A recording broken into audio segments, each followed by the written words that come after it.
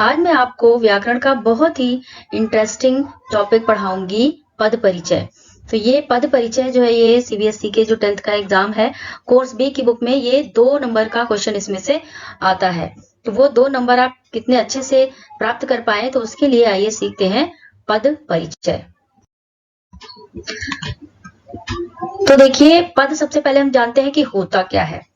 वाक्यों में प्रयुक्त शब्द पद कहलाते हैं। यानी जो वाक्य में कोई भी जो शब्द होते हैं, वैसे तो अलग अलग कर दे तो वो शब्द होते हैं, लेकिन जब वही शब्द किसी भी वाक्य में हम यूज करते हैं, प्रयोग करते हैं, तो वो बन जाते हैं पद। इन पदों का परिचय देना अर्थात उनकी स्थिति बताना कि आखिर वो शब्द संज्ञा है या फिर वो सर्वनाम है, कारक है, क्या है वो चीज, तो उसको हम कहते हैं पद परिचय।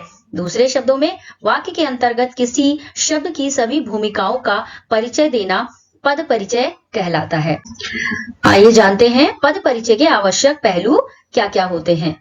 सबसे पहला जो भी शब्द हम किसी भी वाक्य में यूज करते हैं वो होता है संज्ञा शब्द, है ना। कोई ना कोई वाक्य में संज्ञा शब्द तो होता ही होता है।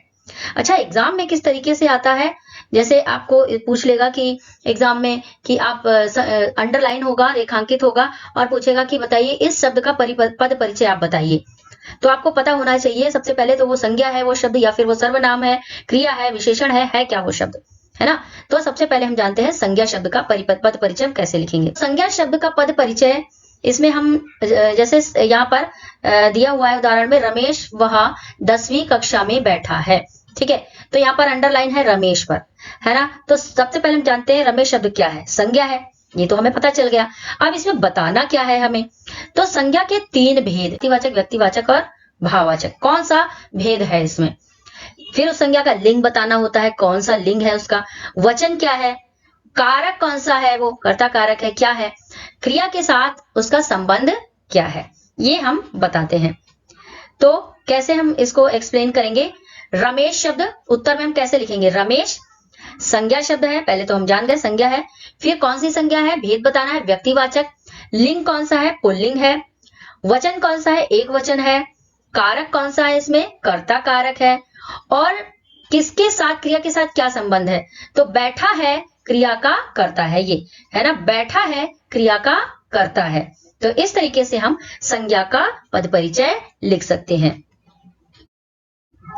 सर्वनाम का पद परिचय, तो सर्वनाम के पद परिचय में जैसे हम संज्ञा का देते हैं उसी तरीके से सर्वनाम का देते हैं। पहले हमें वाक्य में पहचानना होता है कि है क्या चीज, है ना। हमें पता चल गया कि ये सर्वनाम है, तो उसका भेद बताएंगे। 6 जो सर्वनाम के भेद होते हैं उनमें उनका भेद बताएंगे, पुरुष बता देंगे, लिंग कौन सा है, वचन क्या है, कारक क्रिया के साथ उसका संबंध क्या है।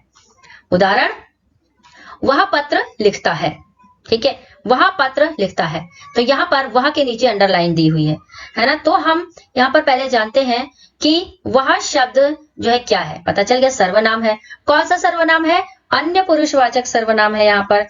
अब हम जानेंगे लिंग, लिंग कौन सा है, पुल्लिंग है, वचन कौन सा है, वह तो एक ही वचन हुआ ना, तो एक वचन है, और लिखता है क्रिया का कर्ता है, ये तो कर्ता है ये, है ना। और किसका कर्ता है, क्रिया के साथ संबंध क्या है, लिखता है क्रिया का कर्ता। तो इस तरीके से सर्वनाम का पद परिचय दिया जा सकता है। विशेषण का पद परिचय, विशेषण का भेद बताना है। जो 4 विशेषण होते हैं, है ना, आपने पढ़ा होगा, नहीं पढ़ा है तो पढ़ लीजिए। 4 विशेषण के भेद होते हैं, उनमें से एक का आपको बताना है कि भाई ये कौन सा विशेषण का प्रकार है। फिर लिंग बताना है, वचन बताना है, विशेष अवस्था, उसकी अवस्थाएं क्या है ये बताना है, प्राविशेषण का उल्लेख इसमें यहाँ पर करना है। तो आइए देखते हैं। उदाहरण है, यह छात्र बहुत चतुर है, चतुर शब्द पे यहाँ पर अंडरलाइन है, तो चतुर शब्द का पद परिचय हमें देना है। तो ये है गुणवाचक, चतुर शब्द एक गुण है ना, तो ये गुणवाचक विशेषण।